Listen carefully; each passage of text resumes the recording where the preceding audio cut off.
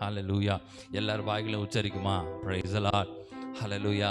அப்பா நல்ல வார்த்தை கொடுங்கப்பா, நல்ல வார்த்தை கொடுங்க ஆண்டவரே. இதயத்துக்கு இதமான வார்த்தைகளை கொடுங்கப்பா. பேசுகிறவர்களை அம்மா அவர்களை மறைத்து நீங்க பேசுங்கப்பா. அவர்கள் வாயிலிருந்து வருகிற சொற்கள் எல்லாம் எங்களுக்கு பிரயோஜனமாக இருக்கட்டும் ஆண்டவரே. இந்த வாரம் முழுதும் நாங்கள் எங்கெல்லாம் ஓட போகிறோம்ப்பா, நிறைய பேரை மீட் பண்ண போகிறோம், நிறைய காரியங்களை நாங்கள் ஃபேஸ் பண்ண போகிறோம். அப்பா நீங்கள் கூட இருங்கப்பா, வழியெல்லாம் செம்மையாக்குங்க ஆண்டவரே. வேலைக்கு போகிற இடத்துல, வியாபார ஸ்தலத்தில், எல்லா இடத்துலையும்ப்பா இந்த வார்த்தைகள் எங்களை தேற்றட்டும் ஆண்டவரே. கர்த்தருடைய வார்த்தை ஒவ்வொன்றும் எங்களை தேற்றட்டும் ஆண்டவரே. நீங்கள் கிருபையாய் நாங்கள் நடக்க வேண்டிய வழியை எங்களுக்கு காட்டித்தாங்கப்பா. நாங்கள் என்ன செய்கிறது, இந்த காரியத்தை எப்படி எடுத்து முடிக்கிறதுங்கிற அங்கலாய்ப்பில் சிலர் இதயங்கள் இருக்கிறது ஆண்டவரே. அப்பா அந்த இதயங்கள்லாம் லகுவாகட்டும். இதுதான் வழி, இதிலே நடவுங்கள் என்று நீங்கள் சொல்லுங்கப்பா. ஹல்லேலூயா, ஹல்லேலூயா, ஹல்லேலூயா, ஹல்லேலூயா. உம்முடைய சமூகத்தை விட எதுப்பா மேலானது? Hallelujah, praise the Lord, praise the Lord. Hallelujah, hallelujah, hallelujah, hallelujah. ஒரு கோடி செல்வங்கள் என்னை தேடி வந்தாலும் உமக்கது ஈடாகுமா?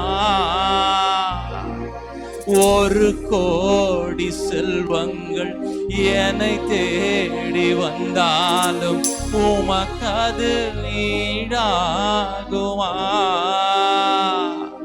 செல்வமே, ஒப்பற்ற செல்வமே, செல்வமே, ஒப்பற்ற செல்வமே,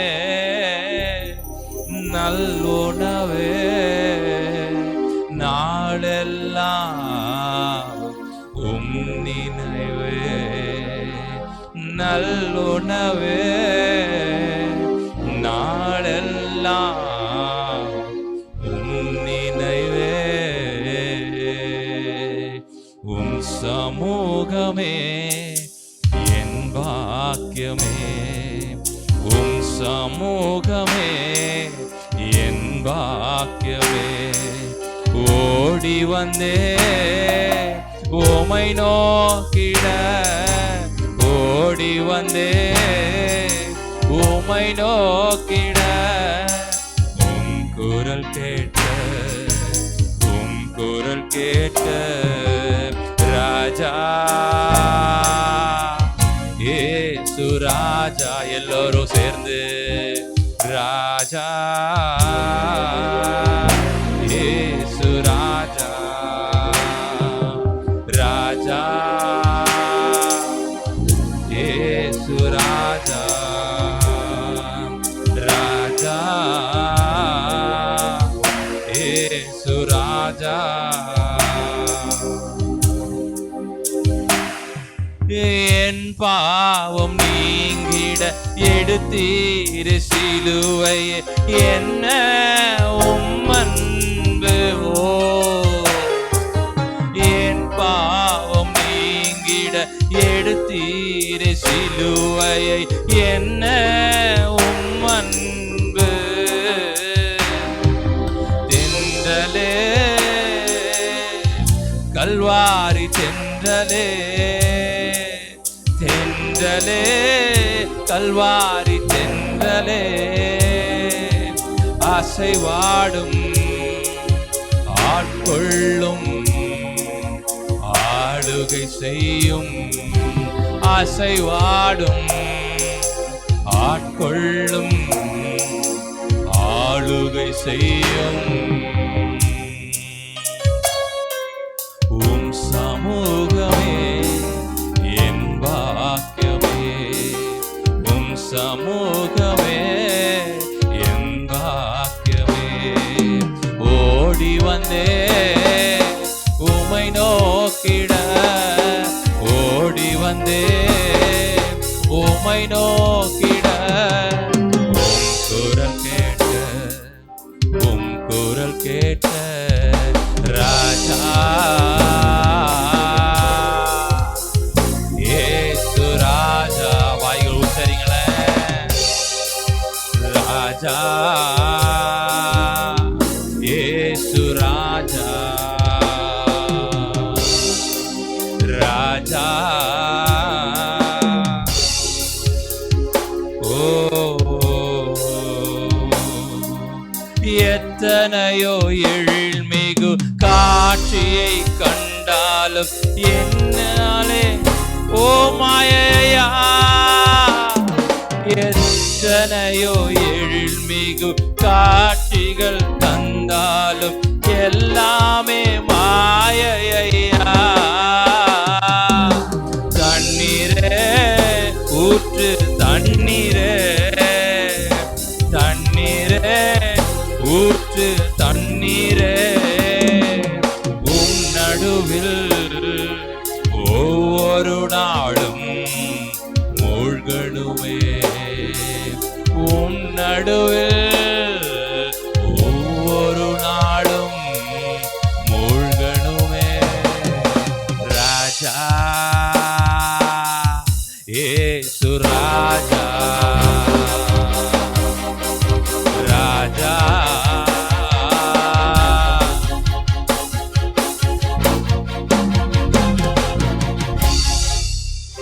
அல்லேலூயா அல்லேலூயா. கர்த்தருடைய ஆலயத்திற்கு போவோம் வாருங்கள் என்று அவர்கள் எனக்கு சொன்னபோது மகிழ்ச்சியாய் இருந்தேன் என்ற வசனத்துக்கு ஏற்ப இந்த நாளிலும் கர்த்தருடைய சமூகத்துக்கு வந்திருக்கிறதான உங்கள் யாவருக்கும் என் அன்பின் ஸ்தோத்திரத்தை செலுத்திக் கொள்ளுகிறேன். ஹல்லேலூயா ஹல்லேலூயா. நான் வாசிக்க கேட்ட வசனம் நம்ம எல்லாருக்கும் பரிச்சயமானது. நம்ம எல்லாரும் அடிக்கடி வாசிக்கிற வசனங்கள். கர்த்தருக்கு ஸ்தோத்திரம். ஆனாலும் இந்த நாளிலே கர்த்தருடைய சமூகத்தில் கர்த்தருடைய வார்த்தை என்ன சொல்ல வேண்டும் என்று நாம் கர்த்தரிடத்தில் ஜெபித்த போது கர்த்தர் இந்த வார்த்தையை என் இருதயத்தில் வைத்தபடியினால உங்களுடைய மத்தியில் நான் வந்து நிற்கிறேன். கர்த்தருடைய நாமம் மகிமைப்படுவதாக. கர்த்தர் நல்லவர். ஹல்லேலூயா. நான் வாசிக்க கேட்ட வசனத்தில் 7வது வசனத்தையும் 8வது வசனத்தையும் யாராவது படிங்களா? அந்தபடியே தேவன் தம்மை நோக்கி இரவும் பகலும் கூப்பிடுகிறவர்களுக்காகிய அந்தபடியே தேவன் தம்மை நோக்கி இரவும் பகலும் கூப்பிடுகிறவர்களாகிய தம்மால் தெரிந்து கொள்ளப்பட்டவர்களின் விஷயத்தில் நீடிய பொறுமை உள்ளவராய் இருந்து அவளுக்கு நியாயம் செய்யாமல் இருப்பாரோ சீக்கிரத்திலே நியாயம் செய்வார். கரங்களை தட்டலாமா? ஹல்லேலூயா. சீக்கிரத்திலே கர்த்தர் நியாயத்தை செய்வார். ஹல்லேலூயா. எத்தனையோ பேர் எத்தனையோ காரியங்களுக்காக நியாயம் கிடைக்காமல் கஷ்டத்தோடு காணப்படுகிறதை நாம் அறிந்திருக்கிறோம். நியாயம் கிடைக்கும் என்று கர்த்தருடைய சமூகத்தில் வார்த்தை வந்த உடனே அநேகருடைய இருதயத்தில் எனக்கு எங்கே நியாயம் வந்துச்சு, நான் எவ்வளவு போராடுறேன், நான் கஷ்டப்படுறேன், நெருக்கப்படுறேன், என் வாழ்க்கையில் இன்னும் நியாயம் கிடைக்கலையே என்று சொல்லி மன போராட்டத்தோடு சஞ்சலத்தோடு இருக்கிற மக்களை கர்த்தர் பார்க்கிறார். ஹல்லேலூயா. ஆனால் வேத வசனம் இன்றைக்கு உங்களுக்கு முன்பாக கடந்து வருகிறது. நான் உங்களுக்கு நிச்சயமாகவே நியாயம் செய்வேன். ஹல்லேலூயா. நியாயம் செய்வேன். அப்படியானால் கர்த்தர் நமக்கு நியாயம் செய்கிறவராய் இருக்கிறார். கர்த்தருக்கு ஸ்தோத்திரம். எவ்வளவோ முயற்சி எடுத்தோம், சில காரியங்கள் தடையாய் காணப்படுகிறது. ஆனால் கர்த்தருடைய சமூகத்தில் நீங்கள் கேளுங்க, ஆண்டவரே நியாயம் செய்வேன் என்று சொன்னீங்களே, நான் உங்களுடைய பிள்ளை தானே, எனக்கு நியாயம் செய்யுங்க ஆண்டவரே. அப்படி நீங்கள் கேட்பீர்களானால் கட்டாயம் உங்களுக்கு நியாயம் செய்வார். கர்த்தருக்கு ஸ்தோத்திரம். நாம் வாசிக்க கேட்ட இந்த வேத பகுதியிலும் ஒரு உதாரணத்தை சொல்லப்பட்டிருக்கிறது. ஒரு சகோதரி நியாயம் கேட்டதை பற்றி சொல்லப்பட்டிருக்கிறது. ஆண்டவராகிய இயேசு கிறிஸ்து உலகத்தில் பிரசங்கம் பண்ணின நாட்களில் அவர் எங்கு போனாலும் பலவிதமான உதாரணங்களை சொல்லி ஓமைகளை சொல்லி கர்த்தருடைய வார்த்தையை பிரசங்கித்திருக்கிறதை நாம் வேதத்தின் வாயிலாக அறிந்திருக்கிறோம். ஏனென்றால் அது ஈஸியாக மக்கள் உள்ளத்தில் கிரியை செய்யும்படியாக உதாரணங்களை சொல்லியிருக்கிறார். அதுபோல தான் இதுவும் ஒரு ஓமையை ஓமையான காரியமாய் காணப்படுகிறது. இந்த ஓமையிலே நாம் பார்க்கிறோம், ஒரு சகோதரிக்கு நியாயம் கிடைக்கவில்லை. அவள் நியாயம் கிடைக்கும்படியாக அவள் போன இடம் ஒரு அநீதி உள்ள நியாயாதிபதியினிடத்தில் போனாள். ஆனால் அவள் அநீதி உள்ள நியாயாதிபதியினிடத்தில் போனாலும் அந்த அநீதி உள்ள நியாயாதிபதி அவனே சொல்கிறான், நான் மனுஷனை மதிக்கல, கர்த்தருக்கு பயப்படாதவனும் மனுஷனை மதியாதவனுமாய் இருந்தோம். இந்த சகோதரி என்ன செய்கிறா, விடாமல் ஓடி ஓடி வந்து என்னை தொந்தரவு பண்ணிகிட்டே இருக்கிறா. எனக்கு நியாயம் செய்யுங்கன்னு கேட்டுகிட்டே இருக்கிறா. அப்படியானால் நான் இந்த சகோதரிக்கு நியாயம் செய்வேன் என்று அவனுடைய இருதயத்தில் சொல்லி கொண்டதாக இந்த ஓமை சொல்லப்பட்டிருக்கிறது. அப்படியானால் நம்முடைய தேவனாகிய கர்த்தர் அநீதி உள்ளவர் இல்லை. கர்த்தருக்கு ஸ்தோத்திரம். அவர் நியாயாதிபதியாய் காணப்படுகிறபடியினால நம்முடைய வாழ்க்கையில் காணப்படுகிற எந்த காரியங்களாக இருந்தாலும் கர்த்தர் நிச்சயமாகவே நமக்கு அவர் நியாயம் செய்வார். கர்த்தருக்கு ஸ்தோத்திரம் உண்டாதாக. நம்ம கர்த்தரை பார்த்து, ஆண்டவரே நீர் எங்களுக்கு நியாயம் செய்வீர், எங்களுக்கு நியாயம் நீங்கள் செய்யதான் வேணும் என்று சொல்லி நாம் கர்த்தருடைய சமூகத்தில் நம்பிக்கையோடு விசுவாசத்தோடு நாம் சொல்ல வேண்டும். ஏனென்றால் நம்முடைய தேவன் நீதி உள்ள நியாயாதிபதி என்று சொல்லி நாம் பார்க்கிறோம். கர்த்தருக்கு ஸ்தோத்திரம். அது மட்டும் இல்லை, சங்கீதத்தில் நம்ம படிக்கிற நம்முடைய வேண்டுதல்கள் எல்லாவற்றையும் கர்த்தர் நிறைவேற்றுவேன் என்று சொல்லி இருக்கிறார். நம்முடைய எந்த வேண்டுதலாக இருந்தாலும் கர்த்தர் அதை நிறைவேற்றுவார். ஆனால் மனுஷர்ல இருந்து அந்த நியாயம் வராது. ஆனால் நாம் நோக்கி பார்க்க வேண்டிய பரலோகத்தின் தேவனை பார்ப்போமானால் நமக்கு நீதியை, நியாயத்தை கர்த்தர் செய்வார். ஏசாயா தீர்க்கதரிசன புஸ்தகம் 40ஆம் அதிகாரம் 27வது வசனத்தை நாம் படிக்கும்போது, ஏசாயா 40:20, யாக்கோபே இஸ்ரவேலே என் வழி கர்த்தருக்கு மறைவாயிற்று என்றும் என் வழி கர்த்தருக்கு மறைவாயிற்று என்றும் என் நியாயம் என் தேவனிடத்தில் எட்டாமல் போகிறது என்றும் என் நியாயம் என் தேவனிடத்தில் எட்டாமல் போயிற்று என்றும் நீ சொல்வானேன். பூமியின் கடையாந்தரங்களை சிருஷ்டித்த கர்த்தராகிய அநாதி தேவன் சோர்ந்து போவதும் இல்லை, இளைப்படைவதும் இல்லை. இதை நீ அறியாயோ? இதை நீ கேட்டதில்லையோ? அவருடைய புத்தி ஆராய்ந்து முடியாதது என்று பார்க்கிறோம். கர்த்தருக்கு ஸ்தோத்திரம் உண்டாதாக. வசனம் சொல்லுகிறது, யாக்கோவே இஸ்ரவேலே என் வழி கர்த்தருக்கு மறைவாயிற்று, என் நியாயம் என் தேவனிடத்தில் எட்டாமல் போகிறது என்று நீ ஏன் சொல்ற? நான் பார்த்துட்டு தானே இருக்கிறேன். நீ பாரு, நீ பார்க்க வேண்டிய கர்த்தருடைய சமூகத்தை, அவருடைய முகத்தை பார்த்தால் கர்த்தர் நமக்கு இரக்கம் செய்வார். ஏனென்றால் அவர் பூமியின் கடையாந்தரங்களை சிருஷ்டித்த கர்த்தராகிய அநாதி தேவன். அவர் சோர்ந்து போவதும் இல்லை, இளைப்படைவதும் இல்லை. இதை நமக்கு நியாயம் செய்ய அவர் சோர்ந்து போவதும் இல்லை, அவர் இளைப்படைவதும் இல்லை. இதை நீ அறியாயோ? இதை நீ கேட்டதில்லையோ? அவருடைய புத்தி ஆராய்ந்து முடியாதது என்று சொல்லி நாம் வேதத்திலே வாசிக்கிறோம். கர்த்தருக்கு ஸ்தோத்திரம் உண்டாதாக. அப்படியானால் நாம் நம்பிக்கையோடு எந்த காரியமானாலும் கர்த்தருடைய சமூகத்தில், ஆண்டவரே நீர் எனக்கு நியாயம் செய்யுங்க அப்பா, எனக்கு நீங்கள் தான் நியாயம் செய்ய வேண்டும் என்று சொல்லி எந்தெந்த குடும்பங்களிலே எந்தெந்த பாரங்களோடு பிரச்சனைகளோடு கோர்ட்டு கேஸ் எதுவானாலும் கர்த்தருடைய சமூகத்தில் நாம் கேட்போமானால் நமக்கு தேவனாகிய கர்த்தர் இரக்கம் செய்வார். கர்த்தருக்கு ஸ்தோத்திரம் உண்டாதாக. நாம் எந்த காரியத்தை கிடைக்கவில்லை என்று சொல்லி வேதனையோடு இருக்கிறோமோ அந்த காரியத்தை தேவனாகிய கர்த்தர் நியாயம் செய்வார். ஹல்லேலூயா.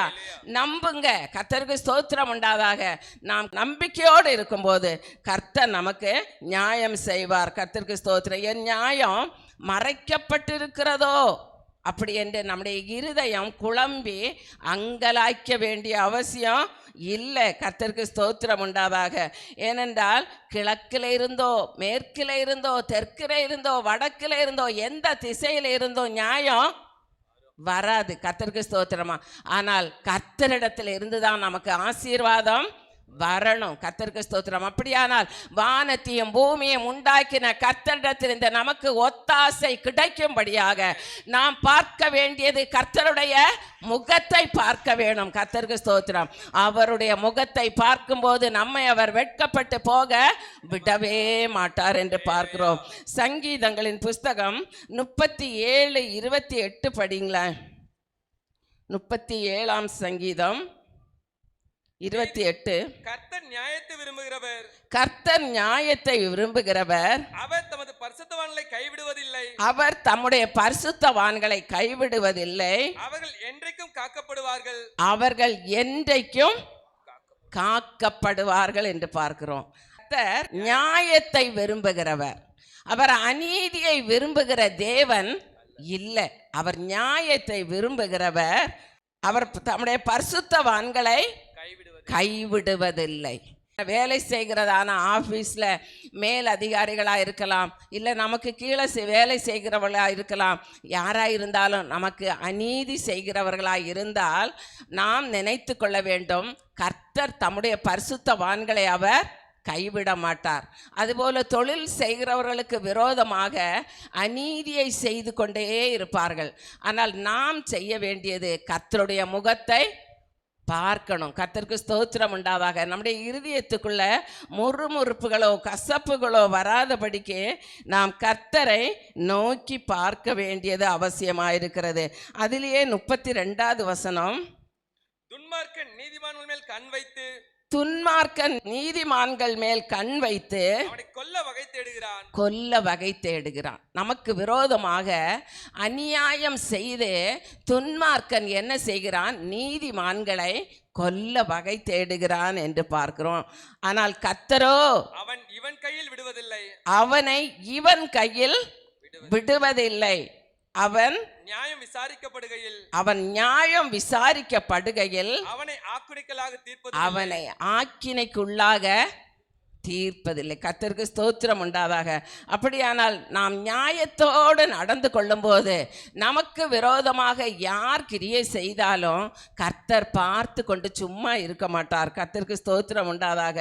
ஏனென்றால் 35வது வசனத்தில் நம்ம படிக்கிறோம், ஒரு துன்மார்க்கனை கண்டேன், அவன் தனக்கேற்ற நிலத்தில் அவன் தனக்கு ஏற்ற நிலத்திலே முளைத்திருக்கிற பச்சை மரத்தை போல், ஒரு பச்சை மரத்தை போல அழைத்தவனாயிருந்தான், அவன் தழைத்திருக்கிறான், அவன் துளிர்த்திருக்கிறான்.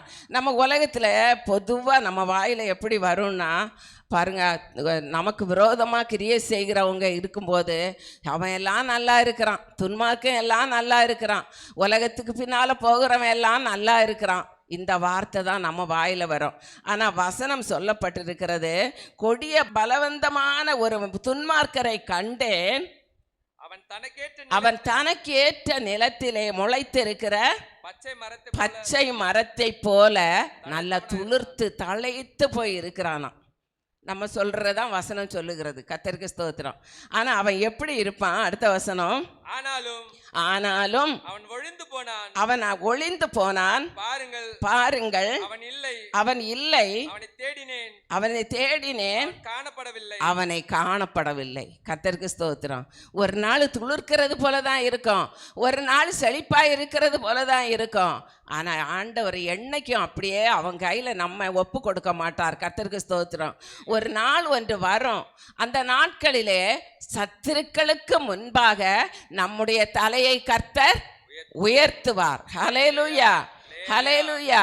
அப்படியானால் யாருடைய இருதயம் நாம் ஏமாந்து போய் நம்ம எந்த திசையில போனாலும் எனக்கு நியாயம் கிடைக்கவில்லை, எனக்கு விரோதமாக எப்போ பார்த்தாலும் என்னை சுற்றிலும் படையெடுத்து கொண்டு வருகிற 10,000 பேருக்கு மேலாக எனக்கு படையெடுத்து வர்றாங்களே அப்படி என்று சொல்லி ஒரு அடி எடுத்து வைத்தால் நான் கீழே போயிடுறேன் எப்படி என்று சொல்லி யார் மன சோர்வோடு மன கவலையோடு அங்கலாய்ப்போடு காணப்படுகிறீர்களோ, இந்த 37வது சங்கீதம் முழுவதையும் நீங்கள் ஒரு வசனமாக நிதானித்து படித்து பாருங்க.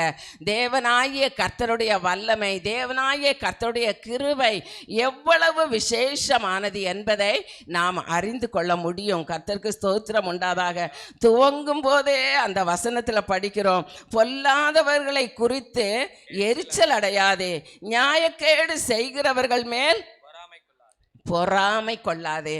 அவர்கள் புல்லை போல சீக்கிரமாய் அறுப்புண்டு பசும் புல்லை போல வாடி போவார்கள் என்று பார்க்கிறோம். கர்த்தருக்கு ஸ்தோத்திரம். அப்படியானால் நாம் யாராக இருந்தாலும் கர்த்தருடைய சமூகத்தில் விசுவாசத்தோடு நம்பிக்கையோடு எனக்கு விரோதமாக யார் எழும்பினாலும் கர்த்தர் என்னை அவங்க கையில் ஒப்பு கொடுக்க மாட்டார். அந்த நம்பிக்கையோடு நாம் ஜெபிப்போமானால் நம்முடைய நம்பிக்கையை கர்த்தர் ஒருபோதும் தள்ளாட விடவே மாட்டார். கர்த்தருக்கு ஸ்தோத்திரம் உண்டாதாக. ஏனென்றால் தேவனாகிய கர்த்தர் எல்லாவற்றையும் பார்த்து கொண்டே இருக்கிறார். சரியான நேரத்தில் சரியான நியாயத்தை நம்முடைய வாழ்க்கையிலே கர்த்தர் செய்வார். கர்த்தருக்கு ஸ்தோத்திரம். என்னைக்குமே அவங்க வளர்ந்துட்டு போவாங்க, நம்ம தாழ்ந்து போவோம். அப்படி அல்ல, ஒரு நாள் ஒன்று வரும். கர்த்தருக்கு ஸ்தோத்திரம். அந்த நாளிலே கர்த்தர் நம்முடைய தலையை உயர்த்துவார். ஹல்லேலூயா, ஹல்லேலூயா. சில காரியங்கள் தாமதமாய் போனாலும் நம்ம என்ன செய்யணும்? காத்திருக்கணும். கர்த்தருக்கு ஸ்தோத்திரம். விசுவாசத்தோடு காத்திருக்கணும்.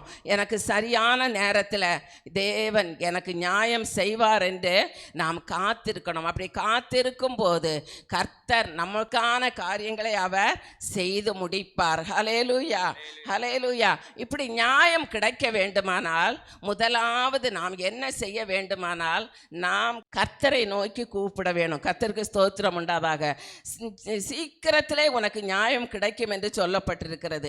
அப்படியானால் சீக்கிரத்திலே நியாயம் கிடைக்க வேண்டுமானால் நாம் கர்த்தரால் தெரிந்து கொள்ளப்பட்டவர்களாக இருக்கணும். ஏன்னா அந்த வசனத்தில் நம்ம படிக்கிறோம், அந்தபடியே தேவன் தம்மை நோக்கி இரவும் பகலும் கூப்பிடுகிறவர்களாகிய தம்மால் தெரிந்து கொள்ளப்பட்டவர்கள் விஷயத்தில் என்று பார்க்கிறோம். அப்படியானால் நியாயம் கிடைக்க வேண்டுமானால் முதலாவது நாம் என்ன செய்ய வேண்டும்? கர்த்தரால் தெரிந்து கொள்ளப்பட்டவர்களாய் இருக்கணும். கர்த்தரால் தெரிந்து கொள்ளப்பட்டவர்கள் என்றால் நிச்சயமாகவே நம்ம வாயில சாபமான வார்த்தைகள் வராது. கர்த்தருக்கு ஸ்தோத்திரம் உண்டாதாக.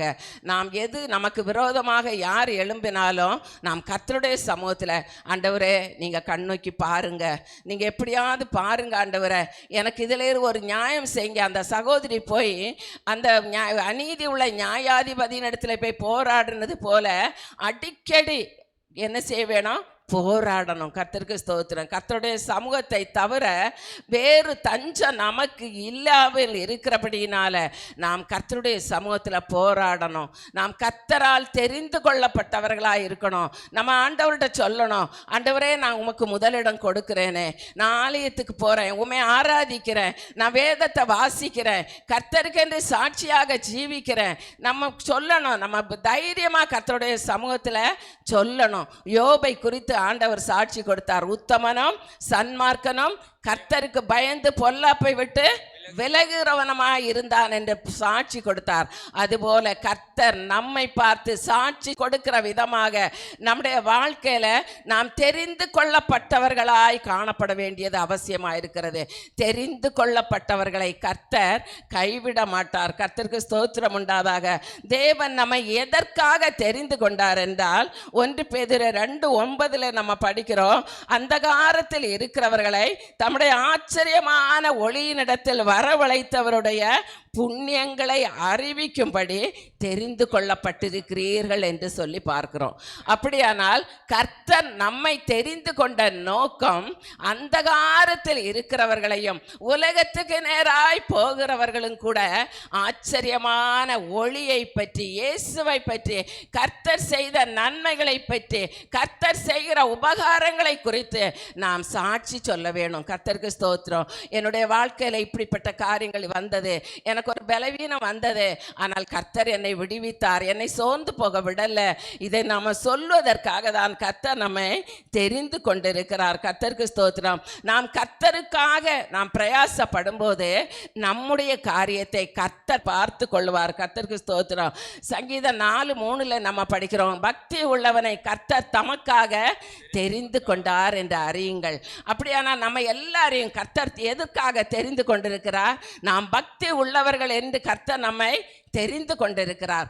ஆனால் நாம் என்ன செய்ய வேணும்? முறுமுறுப்புக்கோ கசப்புக்கோ இடம் கொடாதபடிக்கு நாம் கர்த்தருடைய சமூகத்தில் காத்திருக்கிறவர்களாய் காணப்படணும். சங்கீதம் 78:70 நம்ம படிக்கிறோம், தாவீதை எங்கே இருந்து அவர் தெரிந்து கொண்டார் என்றால், என் தாசனாகிய தாவீதை தெரிந்து கொண்டேன், ஆட்டு தொழுவத்திலிருந்து அவனை எடுத்தேன் என்று பார்க்கிறோம்.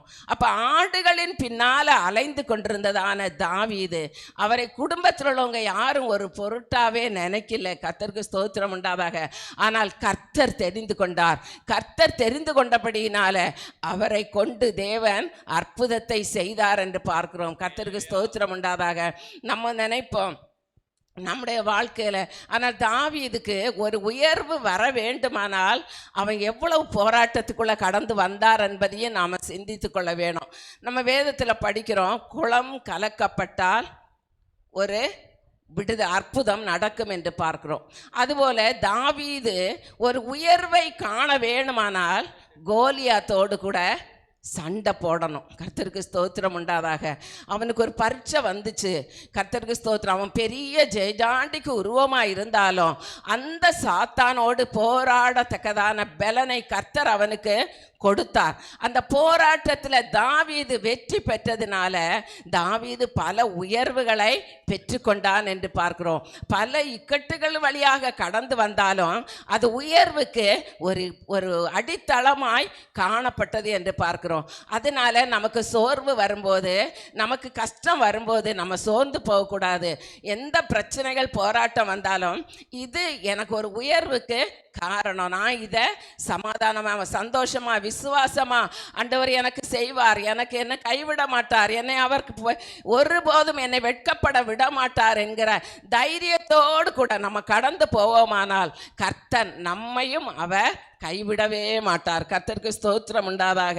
யாக்கோபு நிருபம் 2:5 படிக்கிறோம், தம்மிடத்தில் அன்பு கூறுகிறவர்களுக்கு தாம் வாக்குத்தத்தம் பண்ணின ராஜ்யத்தை சுதந்தரித்து கொள்வதற்காக என்று பார்க்கிறோம். கர்த்தருக்கு ஸ்தோத்திரம். தேவன் நம்மை எதற்காக தெரிந்து கொண்டார் என்றால், அவர் வாக்குத்தத்தம் பண்ணி இருக்கிற ராஜ்யத்தை, பரலோக ராஜ்யத்தை நாம் சுதந்தரித்து கொள்ள வேண்டும் என்பதற்காக கர்த்தர் நம்மை தெரிந்து கொண்டிருக்கிறார். கர்த்தருக்கு ஸ்தோத்திரம் உண்டாதாக. அது மட்டும் இல்லை, பாருங்க, தெரிந்து கொண்டது மட்டும் இல்லை, தெரிந்து கொண்டவர்கள் என்று எப்படி அறிந்து கொள்ள முடியும்? இவங்க கர்த்தரால் தெரிந்து கொள்ளப்பட்டவர்கள், இவர்கள் கர்த்தருடைய பிள்ளைகள் என்று எப்படி தெரிந்து கொள்ள, எப்படி மற்றவர்கள் புரிந்து கொள்ள வேண்டும் என்றால், இரவும் பகலும் ஜெபிக்கிறவர்களாய் காணப்பட வேணும். கர்த்தருக்கு ஸ்தோத்திரம் உண்டாதாக. இரவும் பகலும் ஜெபிக்கிறவர்களாய் காணப்பட வேணும். நம்ம வேலைக்கு போகிறோம், வீட்டில் இருக்கிறோம், ஏதோ ஒன்று செய்து கொண்டே இருக்கிறோம், இரவும் பகலும் எப்படி ஜெபிக்க முடியும்? ஆனால் நம்ம இருதயத்துக்குள்ளே கர்த்தரோடு பேசணும். கர்த்தருக்கு ஸ்தோத்திரம் உண்டாதாக. நம்ம தூங்குனா கூட நம்ம திரும்பி படுக்கும்போது நம்ம ஆண்டவரை இயேசுவே இயேசுவே அந்த ஆண்டவரை கூப்பிடுகிற பழக்கம் உடையவர்களாக காணப்பட வேண்டும் என்று சொல்லி நாம் பார்க்கிறோம். கர்த்தருக்கு ஸ்தோத்திரம்.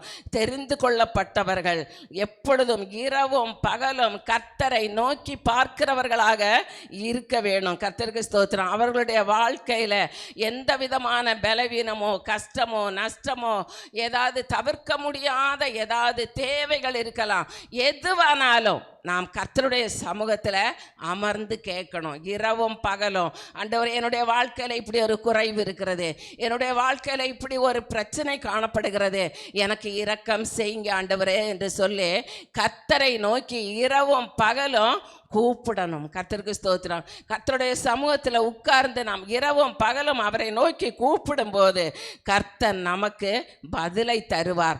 நாம் கண்ணீர் வடிக்கிற இடம் கர்த்தருடைய சமூகமாய் காணப்பட வேண்டியது அவசியமாய் இருக்கிறது. கர்த்தருக்கு ஸ்தோத்திரம். எப்படிப்பட்ட போராட்டங்களானாலும் கர்த்தருடைய சமூகத்தில் நம்ம கேட்போமானால் அவர் அதற்கு பதிலை அவர் தருவார். யாத்திரையாகமம் 5:23 நம்ம படிக்கிறோம், உமது நாமத்தை கொண்டு பேசும்படி பார்வோனிடத்தில் பிரவேசித்தது முதல் அவன் இந்த ஜனங்களை உபத்திரவப்படுத்துகிறான், நீர் உம்முடைய ஜனங்களை விடுதலையாக்கவில்லையே என்று மோசே அங்கலாய்ப்போடு சொல்லுகிறார். கர்த்தருக்கு ஸ்தோத்திரம்.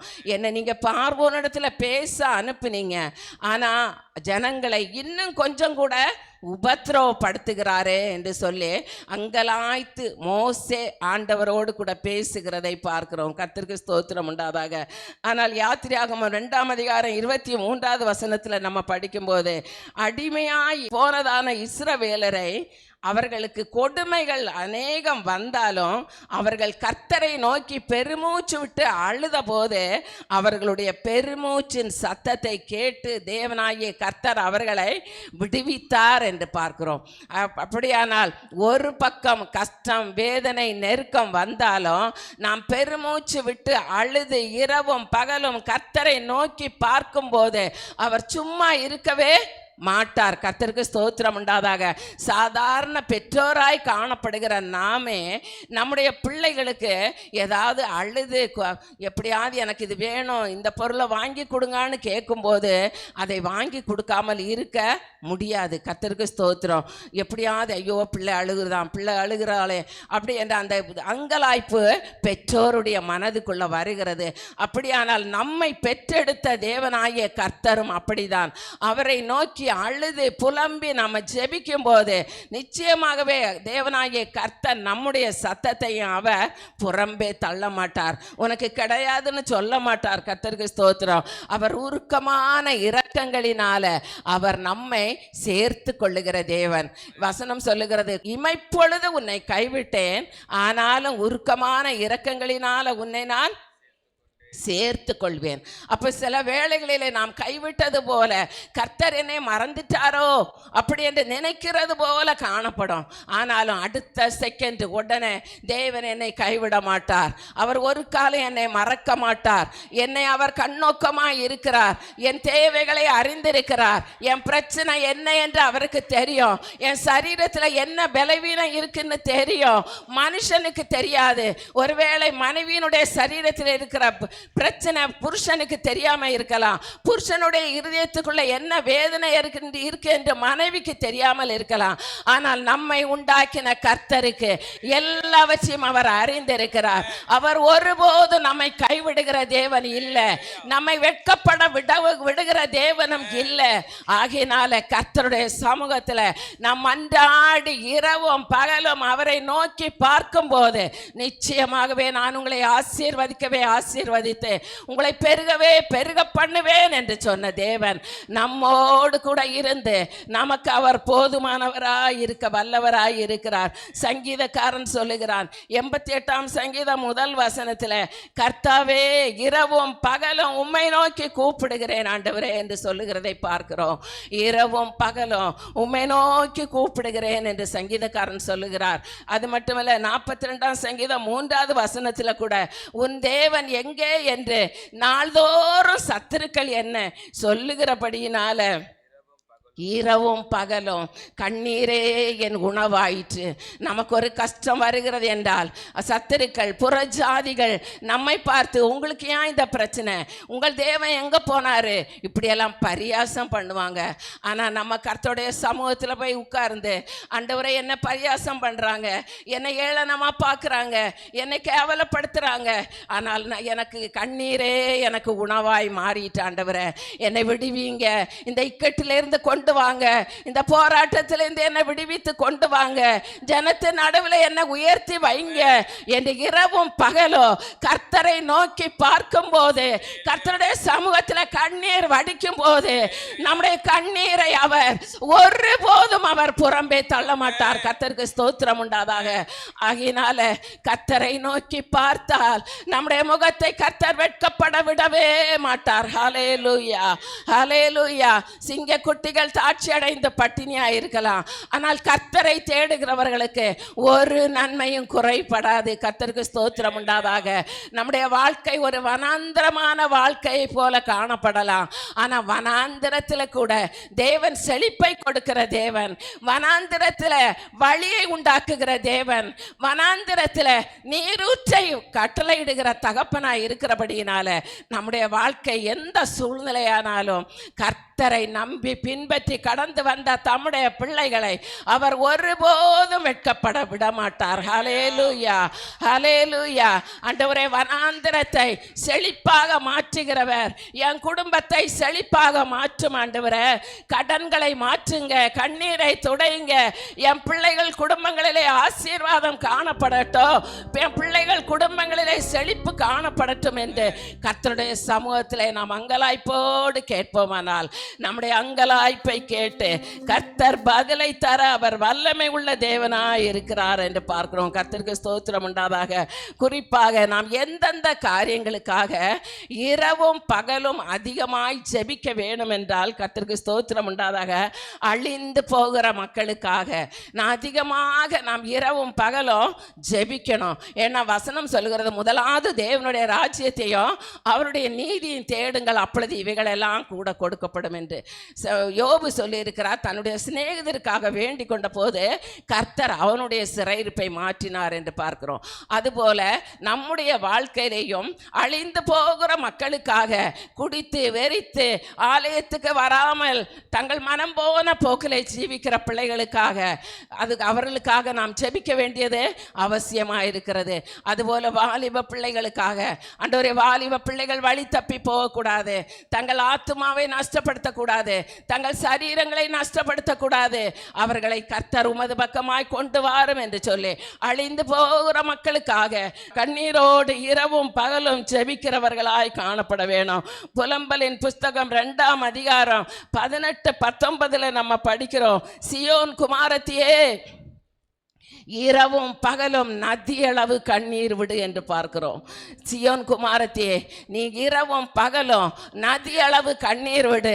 நீ ஓய்ந்திராதே, நீ அமைதியா இருக்காத, நீ கண்ணீர் விடு, நதியளவு கண்ணீர் விடு என்று சொல்லி நாம் பார்க்கிறோம். கர்த்தருக்கு ஸ்தோத்திரம் உண்டாதாக. எழுந்திரு, ஆண்டவர் சமூகத்தில் உன் இருதயத்தை ஊற்றிவிடு என்று சொல்லி பார்க்கிறோம். கர்த்தருக்கு ஸ்தோத்திரம் உண்டாதாக. எரேமியா 9ஆம் அதிகாரம் 1 வசனத்தில் படிக்கிறோம், என் தலை தண்ணீரும் என் கண்கள் கண்ணீர் ஊற்றுமானால் நலமாயிருக்கும். அந்த வசனத்தை படிங்களா. எரேமியா, என் தலை தண்ணீரும் என் கண்கள் கண்ணீர் ஊற்றுமானால் நலமாயிருக்கும். அப்பொழுது என் ஜனமாகிய குமாரத்தி கொலையுண்ண கொடுத்தவர்களின் நிமித்தம் இரவும் பகலும் அழுவேன். ஹல்லேலூயா, ஹல்லேலூயா. எல்லாரும் கைகளை தட்டி கர்த்தரை மகிமைப்படுத்தலாமா? ஹல்லேலூயா, ஹல்லேலூயா. இரவும் பகலும் நாம் கர்த்தருடைய சமூகத்தில் அழ வேண்டும் என்று சொல்லி வேதம் நமக்கு சொல்லப்பட்டிருக்கிறது. கர்த்தருக்கு ஸ்தோத்திரம். நம்ம பிரசங்கத்தில் சொல்லாத நாளே இல்லை. அந்நாளை குறித்து பார்க்கிறோம். அந்நாள் ஆலயத்தில் போய் அழுதா, அவளுக்கு வீட்டில் பிரச்சனை. கர்த்தருக்கு ஸ்தோத்திரம். தன்னுடைய சக்களத்தை அவளை குத்திக்கிட்டே இருக்கிறா, வார்த்தைகளினால, வார்த்தை என்னும் அம்பினால குத்திக்கிட்டே இருக்கிறா. அவளால் தாங்க முடியல. ஆலயத்தில் வந்து அழுகிறா. அவளுடைய அழுகையின் சத்தத்தை கர்த்தர் கண்டார். மனுஷர் காணல. கர்த்தருக்கு ஸ்தோத்திரம். மனுஷர் ஏளனமா பேசுறாங்க, நீ குடிகாரியா என்று கேட்கிறாங்க. ஆனால் கர்த்தர் அவளுடைய இருதயத்தை அறிந்து அவளுக்கு கொடுக்கப்பட்ட ஆசீர்வாதம் அது விசேஷித்த ஆசீர்வாதம். பெனினாளுக்கு எத்தனை பிள்ளைகள் இருந்தாலும் அந்த பிள்ளைகளுடைய பெயர் வேதத்தில் சொல்லப்படல. ஆனால் அந்நாள் அழுது வாங்கின அந்த பிள்ளையனுடைய பெயர் வேத புத்தகத்தில் இடம் பிடித்திருக்கிறது. அது மட்டுமல்ல, உலகத்திலேயே அவர் ஆசீர்வதிக்கப்பட்ட ஒரு மகனாய் காணப்பட்டார் என்று பார்க்கிறோம். ஒரு தீர்க்கதரிசியாக, சாமுவேல் தீர்க்கதரிசியாய் காணப்பட்டார் என்று பார்க்கிறோம். அப்படியானால் கர்த்தருடைய சமூகத்தில் அழுது அழுது அவள் அழும்போதை எப்படி கேட்டா, ஆண்டவரே உமக்கு கொடுக்க எனக்கு தாங்க, ஆண்டவரே எனக்கு தாங்க, நான் அதை உமக்கு கொடுத்து விடுவேன் என்று கேட்டா. கர்த்தருக்கு ஸ்தோத்திரம். அவளுடைய வார்த்தையின்படி தேவனாகிய கர்த்தர் கொடுத்தார். அந்த பிள்ளையை கொண்டு வந்து ஆலயத்தில் விட்டா. அந்த பிள்ளை எல்லாருக்கும் ஆசீர்வாதமாக, உலகத்துக்கே ஆசீர்வாதமாய் காணப்பட்டது என்று பார்க்கிறோம். அதுபோல கண்ணீரோடு ஜெபிக்கிறவன் கம்பீரத்தோடு அறுப்பான் என்ற வசனத்தின்படி கர்த்தருடைய சமூகத்தில் நாம் ஜெபிப்போம். இரவும் பகலும் ஜெபிப்போம். எரேமியா 14:17 நம்ம படிக்கும் போது, இரவும் பகலும் ஓயாமல் கண்ணீர் ஓடிக்கொண்டிருக்கும். என் ஜனம் என்கிற குமாரத்தி ஆகிய கன்னிகை மகா வேதனை உள்ள அடியினாலும் கொடிய காயத்தினாலும் சேதப்பட்டு காக்கப்பட்டிருக்கிறாள் என்று நம்ம பார்க்கிறோம். கர்த்தருக்கு ஸ்தோத்திரம் உண்டாதாக. அப்படியானால் கொடிய அடிகள், பல வேதனைகள், இவைகள் நிறைந்ததுதான் வாழ்க்கை. கர்த்தருக்கு ஸ்தோத்திரம் உண்டாதாக. இரவும் பகலும் ஓயாமல் கண்ணீர் வடித்து கொண்டிருக்கிற ஒரு அனுபவம். கர்த்தருக்கு ஸ்தோத்திரம் உண்டாதாக. ஆனால் தேவனாகிய கர்த்தர் நம்முடைய அழுகையின் சத்தத்தை பார்த்து நம்மை அவர் ஆசீர்வதிக்கிற தகப்பனாய் இருக்கிறார். வெளிப்படுத்தல் 12:10 படிக்கிறோம், சாத்தான் கூட இரவும் பகலும் நம்மை பார்த்து கொண்டே இருக்கிறதாம். கர்த்தருக்கு ஸ்தோத்திரம் உண்டாதாக. சாத்தானும் இரவும் பகலும் நம்முடைய தேவனுக்கு முன்பாக தேவனுடைய பிள்ளைகளை குற்றம் சுமத்தும் பொருட்டு குற்றம் சாட்டி கொண்டே இருப்பானாம். கர்த்தருக்கு ஸ்தோத்திரம் உண்டாதாக. அதனால தான் நம்ம ஜெபிக்கணும்னு சொல்கிறது. கர்த்தருக்கு ஸ்தோத்திரம். தேவனாகிய நம்ம அதிகமாக ஜெபத்தில் வளர வளர நம்ம எப்படியாவது குற்றப்படுத்தலாம் என்று சாத்தானும் பிரயாசப்பட்டு கொண்டே இருப்பான். நம்ம உதாரணத்துக்கு எடுத்துக்கிட்டா யோபுவை பார்க்கிறோம். கர்த்தருக்கு ஸ்தோத்திரம். யோபு உத்தமனாய் கர்த்தருக்கு பிரியமுள்ள மகனாய் இருந்தாலும் ஆண்டவர்கிட்ட போய், ஆண்டவரே நீர் அவனுக்கு எவ்வளவோ ஆசீர்வாதம் கொடுத்துருக்கிறீங்க, அவனுக்குள்ளாத எல்லாவற்றையும் வேலி அடைத்து பாதுகாத்து வைத்திருக்கிறீங்க, அதனால தான் உண்மை அவன் மறக்கல, உமக்கு சாட்சியாய் ஜீவிக்கிறான் என்று சொல்லி பிசாசு குற்றப்படுத்த பார்க்குறான். ஆனால் ஆண்டவர் அவனுக்குள்ள ஆசீர்வாதத்தை எல்லாம் நீ பிடுங்கிருன்னு சொன்னார். ஆனால் அவன் ரொம்ப குஷியாக இருந்தான், எல்லாத்தையும் பிடுங்கிலான. ஆனால் ஒரு கட்டளை கொடுத்தாரு, அவன் உயிருக்கு மேலே மட்டும், அவன் ஜீவனை மட்டும் நீ தொடாத. கர்த்தருக்கு ஸ்தோத்திரம் உண்டாதாக. அப்படியானால் அந்த ஜீவனை பாதுகாத்து வைத்து யோபை இரட்டத்தனையாய் ஆசீர்வதித்த தகப்பன் நம்மையும் ஆசீர்வதிக்க வல்லவராய் இருக்கிறார். ஹல்லேலூயா. நம்மையும் அவருக்கு விடமாட்டார். கர்த்தருக்கு ஸ்தோத்திரம் உண்டாதாக. ஆனா அவன் இரவும் பகலும் பார்த்துக்கிட்டே இருப்பான், நம்மள்ட்ட குற்றம் கண்டுபிடிக்கிறதுக்கு. நம்ம என்ன தப்பு பண்றோம், நம்ம எங்க போறோம், எங்க நிக்கிறோம், எல்லாவற்றையும் அவன் பார்த்து கொண்டே இருப்பான். அப்போ அவனுடைய கண்களுக்கு தப்பிக்கும்படி நாம் கர்த்தரால் தெரிந்து கொள்ளப்பட்ட மக்களாக நாம் காணப்பட வேண்டியது அவசியமாக இருக்கிறது. கர்த்தருக்கு ஸ்தோத்திரம் உண்டாதாக. ஏசாயா 27:3 நம்ம படிக்கும்போது, சபையாகிய திராட்சை தோட்டத்தில் அடிக்கடி தண்ணீர் பாய்ச்சி அதை ஒருவனும் சேதப்படுத்தாதபடிக்கு இரவும் பகலும் நம்ம காத்து கொள்ள வேண்டும். கர்த்தருக்கு ஸ்தோத்திரம். நம்முடைய சபையாகிய திராட்சை தோட்டம், இந்த திராட்சை தோட்டத்தில் எந்த சேதமும் வராதபடிக்கு நம் மக்கள் யாவரும் குடும்பமாக சந்ததிகளாக ஆசீர்வாதமாய் காணப்படுவதற்கு இரவும் பகலும் நாம் ஜெபிக்கிறவர்களாய் காணப்பட வேணும். நம்முடைய மக்களுக்காக, நம்முடைய குடும்பத்திற்காக மட்டும் இல்லை, நம்ம உற்றார் உறவினர்களுக்காக மட்டும் இல்லை, நம்முடைய சபை மக்களுக்காக. ஆண்டவரே, நாங்கள் இங்கே எப்படி நாம் எல்லாரும் சேர்ந்து கர்த்தரை ஆராதிக்கிறோமோ அதுபோல பரலோக ராஜ்யத்தில் நாங்கள் சபையாய் உம்முடைய சமூகத்தில் காணப்பட வேணும் ஆண்டவரே. அந்த ஒரு விசுவாசத்தோடு, அந்த ஒரு வாஞ்சையோடு நாம் ஒவ்வொரு நாளும் ஜெபிக்கும் போது நம்முடைய ஜெபத்தை கர்த்தர் கேட்டு நம்முடைய சபையை இன்னும் மென்மேலும் பெருக பண்ணுவார், இன்னும் வர்த்திக்க பண்ணுவார், இன்னும் ஆசீர்வதிப்பார். அதுல எந்த சந்தேகமும் இல்லை. கர்த்தருக்கு ஸ்தோத்திரம். சத்துருனுடைய கண்களை கர்த்தர் அது குருடாக்கி போடுவார். ஹல்லேலூயா, ஹல்லேலூயா. நாமும் நம்முடைய தனிப்பட்ட வாழ்க்கையில நம்முடைய குடும்பத்தின் பாதுகாப்பாய் காணப்படும்படியாக நம்ம ஒவ்வொரு குடும்பத்திற்காகவும் நம்ம ஜெபிக்க கடமைப்பட்டிருக்கிறோம். நம்முடைய தனிப்பட்ட வாழ்க்கை ஆசீர்வாதமா இருக்க வேணும், நம்முடைய குடும்ப வாழ்க்கை ஆசீர்வாதமா இருக்கணும். அதற்காகவும் நாம் ஜெபிக்க கடமைப்பட்டிருக்கிறோம். இரவும் பகலும் அழுது ஜெபிக்கணும். நாம சோர்வுக்கு இடம் கொடுக்கவே கூடாது. கர்த்தருக்கு ஸ்தோத்திரம் உண்டாதாக. சில வேளைகளில தடைகள் வருகிறது. கர்த்தருக்கு ஸ்தோத்திரம் உண்டாதாக. வசனம் சொல்லுகிறது, அவர் நீடிய பொறுமை உள்ளவராக இருந்து, 7வது வசனத்தை படிங்க, சீக்கிரத்திலே அவர்களுக்கு நியாயம் செய்வார். அந்தபடியே தேவன் தம்மை நோக்கி இரவும் பகலும் கூப்பிடுவர்களாகிய தம்மால் தெரிந்து கொள்ளப்பட்டவர்கள் விஷயத்துல நீடிய பொறுமை உள்ளவராயிருந்து. இந்த ஒரு வார்த்தை போதும். இந்த நீடிய பொறுமை உள்ளவராயிருந்து. இதுவரையும் நம்ம என்ன சொல்லிட்டு இருந்தோம்? கர்த்தர் நமக்கு அவர் நியாயம் செய்வார். நியாயம் செய்யணும்னு சொன்னால் நாம் தெரிந்து கொள்ளப்பட்ட மக்களாய் காணப்படணும். அது மட்டுமல்ல, இரவும் பகலும் அழுது ஜெபிக்கிறவர்களாய் காணப்பட வேண்டும் என்று பார்த்தோம். ஆனால் இங்கே சொல்லப்பட்டிருக்கிறது, இதெல்லாம் செய்து கொண்டு வரும்போதும் நமக்கு சில காரியங்கள் தேவனாகிய கர்த்தர் உடனே தருவார். இப்போ ரட்சிக்கப்பட்ட மக்களுக்கு, புதுசாக ரட்சிக்கப்பட்ட மக்களுக்கு உடனே அவர்கள் கேட்கிற ஆசீர்வாதத்தை கர்த்தர் கொடுத்து விடுவார்.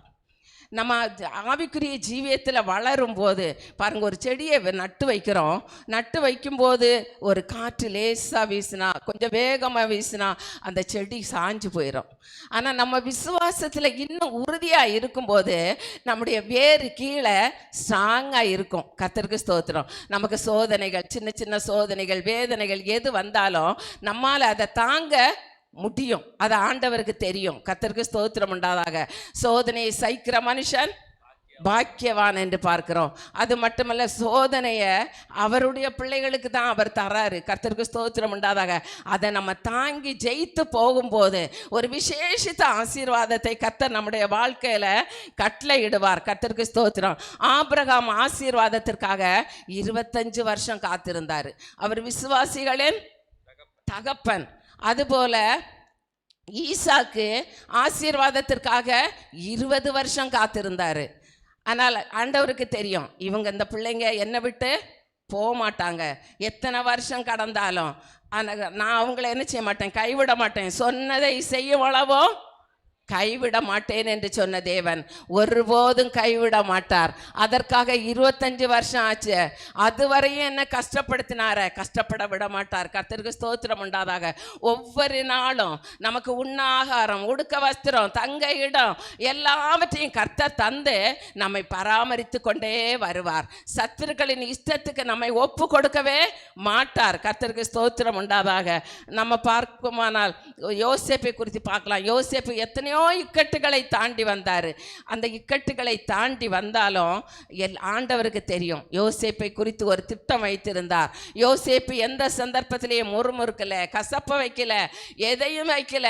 ஆனால் ஒரு நாள் ஒன்று வந்தது, யோசேப்பை சகோதரர்கள் நடுவில் கர்த்தர் உயர்த்தி வைத்திருந்தார் என்று பார்க்கிறோம். கர்த்தருக்கு ஸ்தோத்திரம். காத்திருந்த நாட்களில் எத்தனை மேடு பள்ளங்கள், உபத்திரவங்கள், சிறைச்சாலையின் அனுபவம், குழியில் தூக்கி போட்ட அனுபவம் எல்லாவற்றையும் கடந்து வந்தாலும் இந்த பிள்ளை என்னை விட்டு போவாது, முறுமுறுப்பாது. ஆண்டவர் அறிந்திருந்தபடியினால அவரை ஏற்ற வேளையிலே கர்த்தர் யோசேப்பை உயர்த்தினார் என்று பார்க்கிறோம். கர்த்தருக்கு ஸ்தோத்திரம் உண்டாதாக. அதுபோல சில வேளைகளில் தடைகள் வரும். மரியாளை குறித்து பார்க்கிறோம். மரியாள் அவள் எல்லாவற்றையும் எத்தனை நிந்தை வந்திருக்கும், எத்தனை அவமானம், திருமணமாகாமலே குழந்தை. கர்த்தருக்கு ஸ்தோத்திரம். ஆனால் எல்லாவற்றையும் தாங்குவாள் என்கிறது பிதாவுக்கு தெரியும். கர்த்தருக்கு ஸ்தோத்திரம். லூக்கா 1 அதிகாரம் 38 வசனத்தில் மரியாள் சொல்லுகிறாள், இதோ நான் ஆண்டவருக்கு அடிமைன்னு சொல்றா. அதே அதிகாரம் 48 வசனத்தில் மரியாள் சொல்லுகிறாள், எல்லா சந்ததிகளும் என்னை பாக்கியவதி என்பார்கள். கர்த்தருக்கு ஸ்தோத்திரம். அப்படியானால் மரியாளுடைய இருதயத்தை ஆண்டவர் அறிந்திருக்கிறார். இவ சோர்ந்து போக மாட்டா. இவ அப்படியே நெருக்கம் வந்த உடனே, அவமானம் வந்த உடனே அப்படியே படுத்து விட மாட்டா. ஆண்டவர் அறிந்திருந்தார். அவர் இருதயத்தை அறிந்திருக்கிற தகப்பன். கர்த்தருக்கு ஸ்தோத்திரம் உண்டாதாக. அப்படியானால் நம்முடைய பிள்ளைகள் ஒருவேளை நல்லா படிக்கலையா, அதுக்கும் சோர்ந்து போவாதுங்க. என் பிள்ளை நல்லா படிக்கும்னு சொல்லுங்க.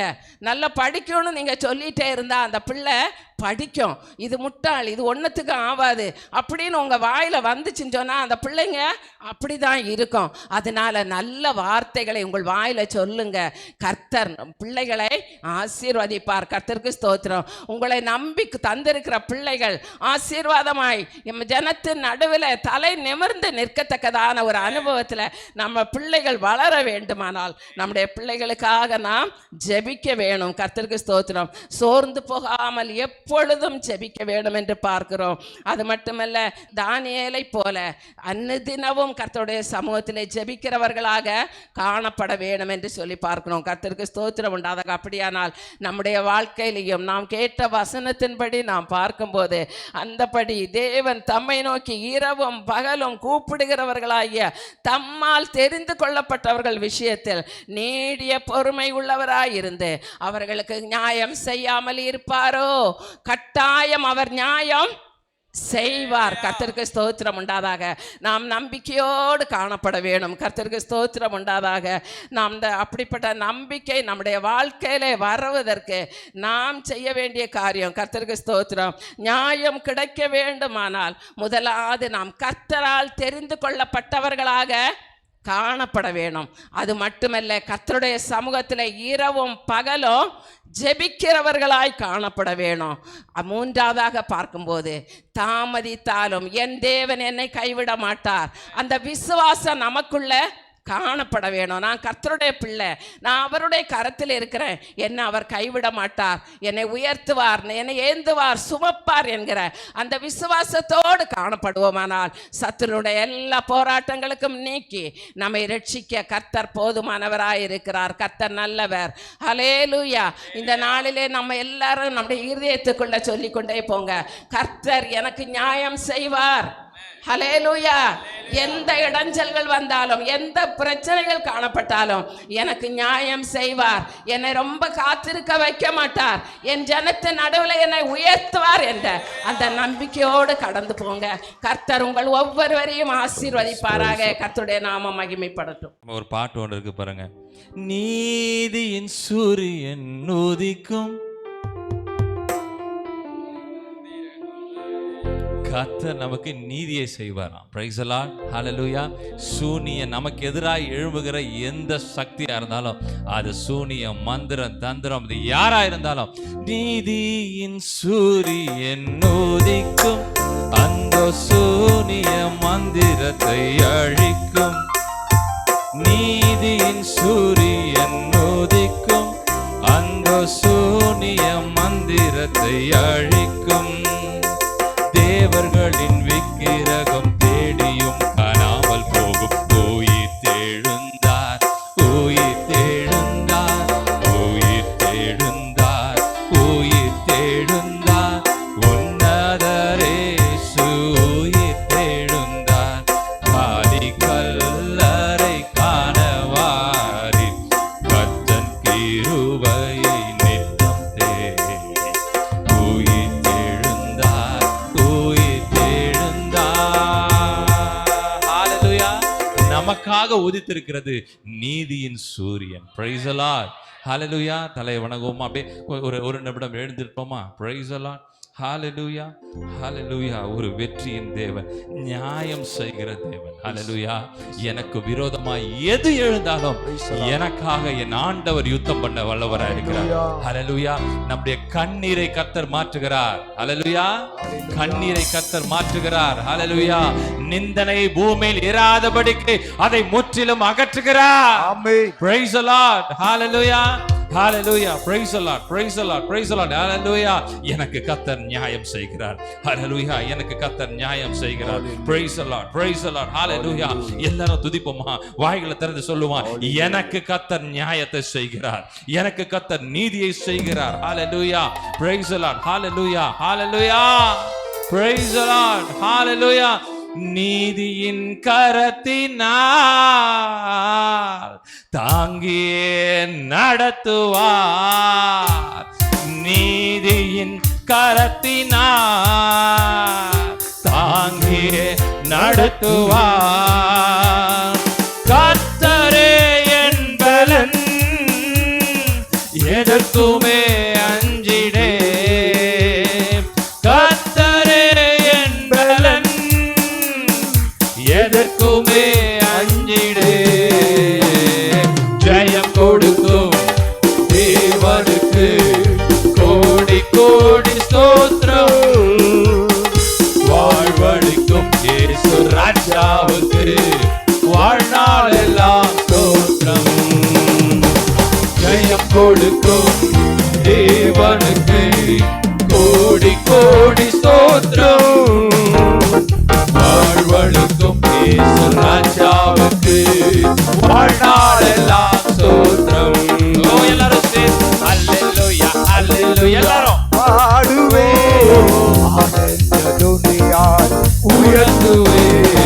அல்லேலூயா, அல்லேலூயா. பாடுவே ஆனந்த துணியால் உயர்த்துவே. ஜெயம் கொடுக்கும் தேவனுக்கு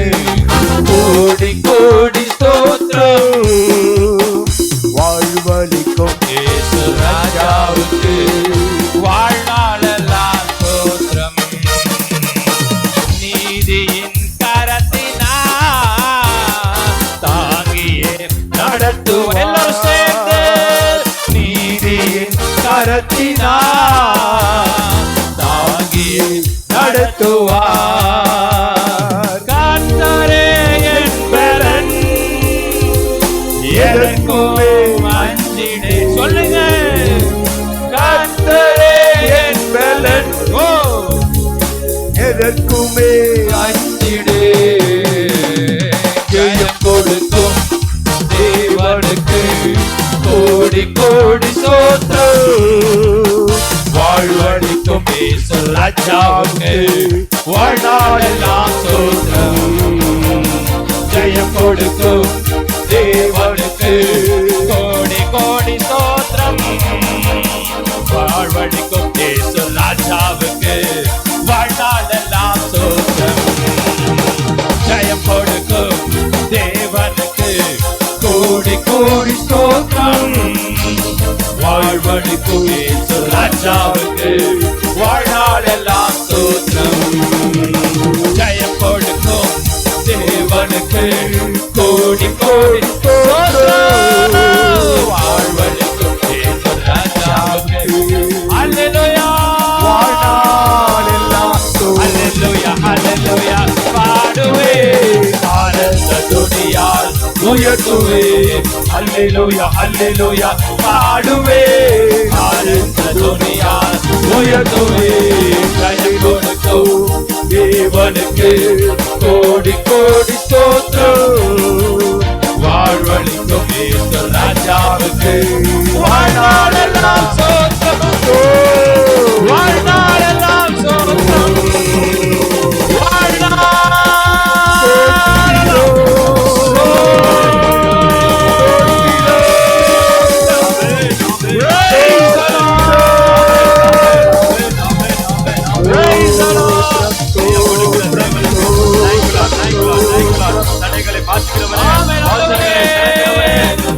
நியாயம் செய்கிறவர் எங்களோடு கூட இருக்கிறதுக்காக நியாயம் செய்கிறவர் ஆண்டவரே. ஓ எங்களோடு கூட இருக்கிறீங்கப்பா, எங்களுக்காக யுத்தம் பண்ணி கொண்டு இருக்கிறீங்க. நன்றி ஆண்டவரே, நன்றி செலுத்துகிறோம்ப்பா, நன்றி செலுத்துகிறோம். வார்த்தைகளுக்காக நன்றி செலுத்துகிறோம். அம்மாவுக்காக நாங்கள் நன்றி செலுத்துகிறோம். நல்ல இன்னும் ஆண்டவரே அவருக்கு நல்ல பலன், சுகம், ஆரோக்கியத்தையும், வாலிபத்துக்கு ஒத்த பலனையும், காண்டா மிருகத்துக்கு ஒத்த பலனையும், சிங்கங்களை கிழிக்கத்தக்கதான ஒரு உன்னத பலத்தினாலே அவரை நிரப்பும்படியாக நாங்கள் செபிக்கிறங்க தாவே. ஆண்டவரே ஸ்தோத்திரிக்கிறங்க தாவே. ஆண்டவரே வந்த ஒவ்வொருவரையும் உடைய கரத்திலே நாங்கள் ஒப்பு கொடுக்கிறோம்ப்பா. ஆண்டவரே என்னென்ன நோக்கத்தோடு வந்தார்களோ அவர்களுக்கு எல்லாவற்றுக்கும் நீர் பதில் கொடுத்ததுக்காக உமக்கு ஸ்தோத்திரங்க தாவே.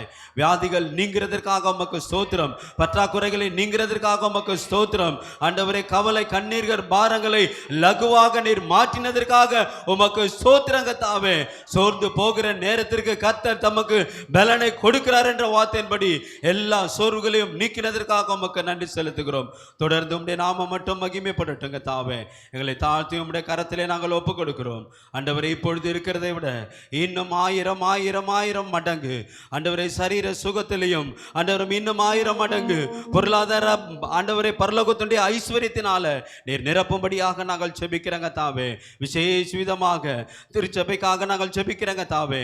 ஆண்டவரே இந்த ஆவிக்குரிய வாழ்க்கையில இன்னும் 1000 மடங்காக திருச்சபை பெருகுவதாக ஆண்டவரே விருத்தி அடையும்படியாக ஜெபிக்கிறோம். திருச்சபையை நாங்கள் சீக்கிரமாய் கட்டி முடிக்க ஆவியானவர் எங்களுக்கு பரத்திலிருந்து ஒத்தாசை அனுப்பி கொண்டே இருக்கிறீங்க. நன்றி. தொடர்ந்து அனுப்ப போறீங்க. நன்றி. அதை கட்டி முடிக்க போகிறோம். உமக்கு நன்றி செலுத்துகிறங்க தாவே. ஆண்டவரே ஒவ்வொருவரையும் நீர் ஆசீர்வதித்து அனுப்புவீராக. இயேசு கிறிஸ்துவின் மூலம் ஜெபம் கேளும் எங்கள் பரிசுத்த நல்ல பிதாவே. ஆமென். எல்லாரும் சேர்ந்து சொல்லுவோமா? என் ஆத்மாவே கர்த்தரை ஸ்தோத்திரி, என் முழு உள்ளமே அவருடைய பரிசுத்த நாமத்தை ஸ்தோத்திரி. என் ஆத்மாவே கர்த்தரை ஸ்தோத்திரி, கர்த்தர் செய்த சகல உபகாரங்களையும் மறவாதே. ஆமென், ஆமென். சமாதானத்தோடு போய் வாருங்கள். கர்த்தராகிய இயேசு கிறிஸ்து உங்களோடு கூட தொடர்ந்து வருவாராக. ஆமென். Praise the Lord.